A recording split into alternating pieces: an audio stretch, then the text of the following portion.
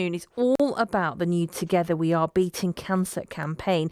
Now, a Blackpool mum who suffered months of repeated hiccups whilst eating was diagnosed with a cancer which is usually only found in older men. Kayla Pennington was diagnosed with esophageal cancer when she had trouble swallowing. She's now supporting the campaign, which celebrates special moments made possible thanks to life-saving research. Kayla and Jade Bullock from Cancer Research join me in the studio. How are you doing, ladies? Good, really thanks. Good. Nice to see you, Nish. Yeah, thank you very much for coming in. Kayla, we'll start with you then. Take us through what happened with you. So basically, every time I was eating, I would eat and I would get hiccups. And I thought, well, this is a bit strange. And it started off quite slowly. And then it would feel like food was getting a little bit stuck. So it wasn't going all the way down. Have you ever eaten something and rushed? Yeah. And you feel like, and then you have a bit of water and it kind of flushes it through. Yeah. So that's it was like, and then I'd get hiccups, but if I had a drink, it would go away. So I just kind of brushed it off. And then it just started to get every single meal.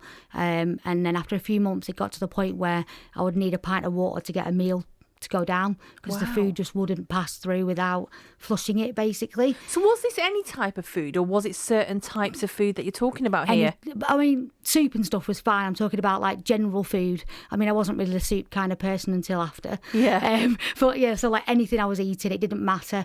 It just felt like it was, say, if you've ever rushed a meal and you just go... And it gets stuck, doesn't it? You get stuck and you think, I'm just being a bit greedy. And that's what I thought at first. And the hiccups, and I thought, this is a bit strange. And then a friend said, something that doesn't sound right. So I went to the doctor, said to her exactly what I've just said to you, hiccups, feels like my food's getting stuck a little bit. Water makes it disappear and then I'm fine. But I'm needing a lot of water to eat. And she was like, you're a bit too young for anything, but let's send you for a camera test just to be safe. Yeah. So I was like, okay, we'll do that. That came within a week or two. I went for the camera test at Blackpool Victoria and they literally told me straight away. Yeah. Within minutes of having the test. So prior to you being diagnosed then, did you know anything about the type of cancer that you've got? No, nothing at all. Didn't know anything about it at all. I wouldn't have even thought that. My doctor didn't think that. So I was like... Because the symptoms were quite bizarre with you, weren't they? Hiccups. Yeah. Everyone gets hiccups with certain types of food and you'd never think to get it checked out. No, so usually with this type of cancer, it's normally too late. This is why it's normally men over 60, because it's very late on when they discover it, because by the time you discover it, you can't eat. So there's no early warning signs. So Preston Royal asked me to do a little trial where they took my blood and stuff like that, because they're trying to create a non-invasive test for early warning signs, because unfortunately with this type of cancer, there are no early warning signs. So me going with the hiccups is unusual. Yeah. So what kind of treatment are you getting now? Right, nothing now because I'm actually cancer-free officially. Obviously, you have to wait the 5 years before, but but no. So I had 4 rounds of chemotherapy. One of the drugs I was given, Cancer Research UK actually found that docetaxel that I was given actually makes people live longer. So that's one of the reasons why I'm supporting Cancer Research UK. Without them and the chemo, obviously, I wouldn't be sat here today. We'll talk more about that in just a moment. Jade, let's bring you into it. Tell me more about esophageal cancer then. What are the symptoms? Yeah, so I mean, as Kayla said, it is a really very difficult cancer to diagnose, and it tends to be found in men who are in their 60s rather than, a young, fit, healthy lady. And it tends to be probably problems with swallowing and digesting food, which would take someone to the GP initially. But, Kayla's been very lucky in terms of her kind of getting that diagnosis when she did. And obviously the hiccuping was an odd thing to happen, but thank goodness it happened in a way, because otherwise I don't think you would have seen, fair to say, you wouldn't have seen your GP, would you, Kayla? Because you weren't really experiencing any other problems. And I think, we always say if something is happening to you that is unusual in any part of your body, please see the GP. it's likely to be something and nothing, but it's always best to get it checked out. Yeah. Kayla, you said that you were going to ignore it if your friend didn't highlight it to you. I mean... Because I genuinely just thought I was being like a bit greedy, rushing my food a bit. I thought it was only when it sort of started getting a bit more like every single meal and I was needing more and more water. And my friend was like, you shouldn't need a pint of water to get your food to go down. You should be able to just swallow.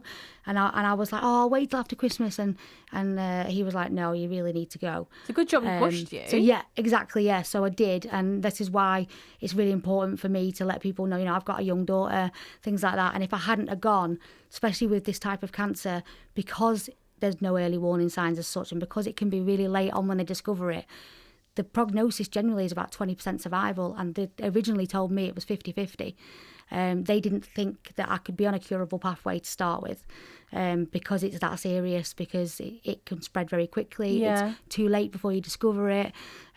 So I've been really, really lucky. You're cancer-free now. How does it feel? It's still a bit unsure. It feels great, but you're still waiting for that what-if moment, I think, in your head. So you get a little bit nervous that they're going to go, actually, because I've been through so much, obviously, with the operation and more chemo. I think you're still waiting for somebody to sort of almost say it's still there. It feels a bit surreal, does it? It does. It's kind of still waiting for it to sink in a little bit, I think. I only finished chemo 3 weeks ago, so I think I'm still very much trying to get my head around the fact that, you know, it's all gone and I can move on with my life, albeit very different now. Can't eat the same. Well, I was going to say, obviously, it's impacted your life massively. You've had to change your lifestyle. Tell me a bit about that. Yeah, so I've lost quite a bit of weight, which is a good thing in some sense. But obviously, I can't eat the same as I used to. I can't drink the same as I used to. I can't have a drink with my meal. So there's no drinking before I eat. So not even water? No, you can. I have water with me in case I need it. You can only sip, really. So that's only if you really need to, like you really feel like you need a sip. If not, no water, no drinks for half an hour before, no drinking for an hour and a half afterwards. Really? Why is that? Digestion, there's no room in your stomach anymore. So my stomach is now my food pipe. So they took away the top half of my stomach and then pulled the rest of it up. So my stomach now starts here at the top of my chest and goes down. So it's now a tube instead of a balloon. Wow. So there's no room in there. So if you drink water or any kind of pop or whatever, fills it up, I'll be full, so I won't be able to get any food in. Wow. So you do one or the other. You drink, wait a few hours, eat, wait a few hours, drink. You can't do them together. So go on, take me through a typical day, your typical menu. Okay. As in what you used to have compared to what you have now. Well, I used to eat whatever I wanted, whenever I wanted, drink whatever I wanted. I could, it'd be breakfast, might be porridge, cereal, whatever, lunch, sandwich, crisps, meal deal, typical what everyone else would get at work or whatever. Normal meal, full-size adult meals. To be fair, I was very big. I was a good 20-odd stone. I'm now 14 stone. So I used to eat quite a lot. I loved my food. I was about eating. Yeah, you're a proper foodie, right? Yeah, definitely, I'll admit it. Now, you're lucky if I can manage half a bowl of cereal. In context, for example, I can manage 1 chicken fillet and 2 hot wings from KFC now instead of a meal. Right, gosh. I can't finish a full Happy Meal. Whereas I'd eat a normal meal and a burger on the side before. And how does that make you feel in terms of that you've had to change your complete lifestyle and diet? I'll admit I get a little bit depressed about missing food. I shouldn't, I know, but it's not the same anymore. Like I eat now because I need the fuel rather than for enjoyment. Yeah, as such. And what about meals out then? Obviously, we're in October. Yeah. Christmas is round the corner. I've got to mention the big C word and stuff. What do you do when you're... I now give Frankie the adult meal and I have the kids meal. We've kind of switched it up a bit. She'll have a full meal at McDonald's and I'll have a happy meal. And you'll have hers? Yeah. Basically I'll order a starter or a picky plate or something like that. If I go out, I tend to order small. Most places are really good. They'll let you, because they can be a bit funny about you ordering kids' meals and stuff like that. But actually, if you explain the situation that actually your stomach can't hold a lot of food anymore, they will let you sort of order something small. And then to have liquids, you've then got to wait for half an hour. Yeah, at least half an hour. An hour if you can. But it's good for digestion anyway. Like everyone should wait. Well, the thing is, I've heard about. I have heard about it because I have to have water with my food, and my husband always says, No, you should have it half an hour later. Yeah, you should. It's really good for digesting. But thinking that, I end up forgetting though. If I don't drink with my meal, I end up forgetting that. You're obviously raising awareness about this, and quite rightly, because you know something. We hear a lot about breast cancer, prostate cancer. There's still a lot more to do with them as well, but something like this, esophageal cancer, you don't, do you? No, I mean, the amount of people that came to see me in the hospital that were I had doctors from other departments that were actually coming to see me and saying, like, have you got 5 minutes to chat, because it's so rare. It does happen. I have known of a couple of other females that have had it, but it is really, really rare to happen. It's just unlucky. And my surgeon was actually telling me that in other places, like, I can't remember if he said Japan or somewhere like that, but outside of Europe, they've actually got an early warning test, but I still wouldn't have qualified because you have to be 45. Oh my gosh. And I was only 38. So, like, they still wouldn't have picked it up even if I'd lived in one of those countries that actually have the early warning, like, test, which is why they wanted to take my blood and stuff like that, because they're trying to see if they can come up with something that will help people in the future, because, like I say, it's this type of cancer has a really low success rate. So from a cancer research point of view, Jade, how important is research like this? It's absolutely vital. I mean, I think it's fair to say, I hope you don't mind me saying, Kayla, but without research, it's likely that Kayla wouldn't be here today. Research costs a lot of money, so Cancer Research UK desperately needs, our supporters' help to pay for that research. So the Together We Are Beating Cancer campaign at the moment is highlighting the fact that people like Kayla are alive today thanks to the strides we've made in research. Obviously, she's spending happy moments with her daughter Frankie, and we're trying to highlight the fact more people are surviving cancer and they're having happy moments with their loved ones. But it's very, very much thanks to the huge advances in research that have been made, and we just want to make people really aware of that. Hopefully people will see that, we've got an advertising campaign at the moment, there's TV ads, there's billboards. All our Cancer Research UK shops will be carrying this same message, which is research is really important, it's amazing, but it does cost money. So we do desperately need donations, whether people make a one-off donation or whether they want to sign up to a direct debit, or if they want to sign up for Race for Life next year, or they want to donate their clothes to one of our Cancer Research UK shops. Whatever way they can support the charity will help people like Kayla survive in the future. Fundraising is incredibly important. You've touched upon that. At the moment, in the midst of the cost of living crisis, have you seen donations go up or down? What's the situation at the moment? I think Cancer Research UK has been very, very lucky in that we're a household name, so we are still getting donations and we are still very much loved as a brand, but we are aware that people haven't got money. So, what we would say is, if you can't afford to donate money towards a charity, please think about perhaps clearing out your house and donating your clothes or bric-a-brac to a shop, or perhaps volunteering your time at a shop.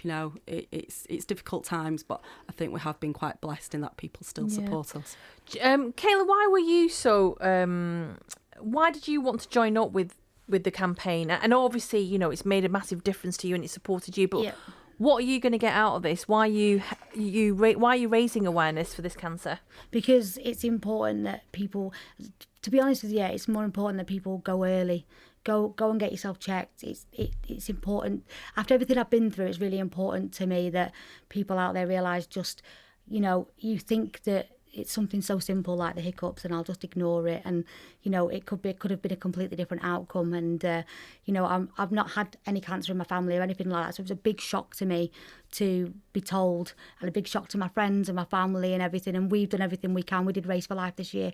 I didn't do it because I was still quite unwell, but all my friends did it, all their children did it, Frankie's school friends, we raised over £1,500 for research, and it's absolutely incredible, and my daughter's really into this now, and she wants to do it every year, and and we'll probably do some other things throughout the year, but I think it just without Cancer Research UK and the work they do, like Jane said before, and don't get me wrong, the NHS, I wouldn't be here, I'm very, very lucky with the way I was looked after. I was very, very poorly at Preston. I was asleep for 3 weeks. I was, ventilated. I was very sick. And without Cancer Research UK and the NHS, I wouldn't be sat here talking to you today, and my daughter wouldn't have her mum. You mentioned Frankie, your daughter, Yeah. and through this, obviously, she's learnt about it as well, Yeah. and I guess from a young age, and that's important as well, isn't it? Yeah, it is. And do you know what? She's been absolutely incredible. Does she understand what's happened? Yes. She's very smart. She's very switched on. She, for example, like I was upset one morning because my hair was falling out, and she was like, "Oh, don't worry, mummy, it's just hair. It'll grow back." She said, "Why don't you get it cut if it's upsetting you?" So I said, "Okay, I'll go and get it cut today." She went to school. I went and got it shaved off completely. Yeah. And then I picked her up, and she was in the playground with all of her friends, and she goes, "Well," and I said, "What?" And she goes, "Have you had your hair cut?" I said, "Yeah." She'll show me, so I pulled my hat off, and she goes to all her friends, "Look, mummy's had her hair shaved. Doesn't she look Wow. beautiful?" And she's been absolutely incredible. Just things that you wouldn't expect an 8-year-old, but just like, do you want me to get you anything? Is there anything you need from downstairs? Don't bend over, mummy, I'll get that for you. That's so lovely to hear. She is an amazing kid. She really is. So were you transparent with her from day one? Yeah, they tell you to. So all the guides say you need to talk to them, you need to be honest, you need to But use... that must have been, sorry to cut in between, that must have been quite difficult. It is really hard, yeah. You have to use the correct terms too. So, you must use the word cancer. You must tell them, if you think... Because she said to me, are the doctors going to cure you? She actually asked me that question. And I said, they're going to try. Because at the time, they told me 50-50. And you need to be honest with them. So I said... they're going to try. I'm going to get medicine that's going to make me sick first. It's going to make me sicker to get me better. And there were some books, but, Macmillan were fantastic with that. When it comes to your children, there's some books, and they sent her some stuff through the post, a teddy bear that she could stuff for herself and things like that. It's really difficult, but Frankie is... quite grown up in, She's quite mature for her age. Yeah, and we do talk quite a lot about lots of things. And I've always told her, if you've got any questions, I'll always try and answer them honestly. But as a mum, having that conversation with your girl, Yeah. your little girl, was- what went through your mind? I'm Yeah, only it asking was- because I've got an 8-year-old Yeah. and I can't imagine. It was really hard, but my best friend was with me, and her Auntie Barbara, and she, helped, and Linda, they helped talk to Frankie and explain what was happening, and that, mummy was going to get help and the doctors are going to help us, but, and everything's going to be okay. And they tell you just to tell them what you know at the time, and everything you do know. And I know when I was really sick, Barbara had to have a conversation with her a little bit about what, mummy's really poorly right now. And apparently Frankie just went, yeah, but she's going to be fine. So Brilliant. they kind of left it there, and I was. So she knows what's happened, and I've been very honest with her all the way through. But she took it really well. She's not had any extra Hats time off at to school. you. She's incredible, isn't she? She's an amazing lady, Nish. Kayla is an absolute godsend to a charity like Cancer Research UK, because she's just so candid and open and articulate, and she's just an amazing lady. Yeah. In terms of fundraising now, what are you planning? I'm not sure yet, actually, to be honest. I'm going to have a chat with Jane after and find out what we can do next.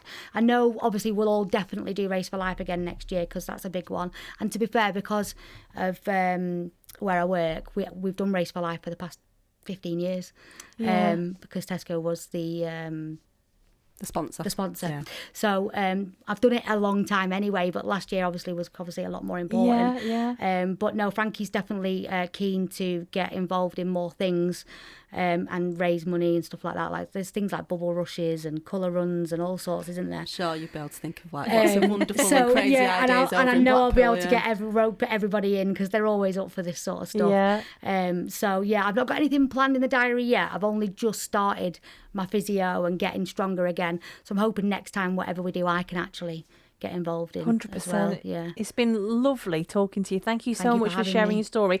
Jade, if people want to get in touch or they need support or help, where can they go? Please just go to the Cancer Research UK website. There's lots of information there, not just on fundraising, but also on every type of cancer, diagnosis, what kind of treatment. We've got a nurses helpline. Go to Cancer Research UK's website, and there is a lot of information that is really useful. Brilliant. Ladies, thank you so much. Thanks It's been a for having pleasure. us. Thank you. Thank That's you. Kayla Pennington there, who was diagnosed with esophageal cancer. And you heard from Jane Bullock as well from Cancer Research UK. Don't kick up a